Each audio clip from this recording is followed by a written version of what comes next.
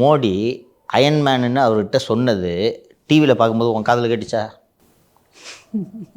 இல்லை வெளியில் அங்கே அந்த ஏர்போர்ட்லேயே இருக்கிறவங்களுக்கு காதில் கேட்டிருக்குமா? அப்போ இத்தனை கிலோமீட்டர் தள்ளி இருக்கிற நமக்கு தெரியுமா அது? எப்படி அயன்மேன் உடனடியாக நியூஸ் ஆகுது, மறுநாள் ரிப்போர்ட் ஆகுது, எல்லா சேனலும் எப்படி பிக்கப் பண்ணுது? எனக்கு தெரியல. இதுதான் லாபிங். இதுக்கு ஒரு மெனக்கட்டு உட்காந்து லாபி பண்ணி காசு காசுலாம் செலவு பண்ணி இந்த நியூஸை வர வைக்கணும். இப்படித்தான் ஊடகங்கள் கட்டமைத்த உருவமாக அண்ணாமலை இவ்வளவு நாள் இருந்து கொண்டார், இன்னும் இருக்கிறார்.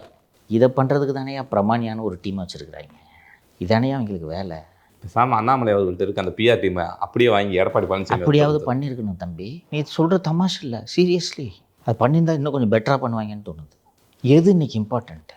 அந்த லட்சணத்தில் இருக்குது பிஆர்டி. ஸோ நேற்று இபிஎஸ் அவர்கள் வந்து ஏதோ ஒரு துண்டிச்சீட்டெல்லாம் கொடுத்தாரு. என்ன சார் ரிக்வஸ்ட் வச்சுருக்காரு?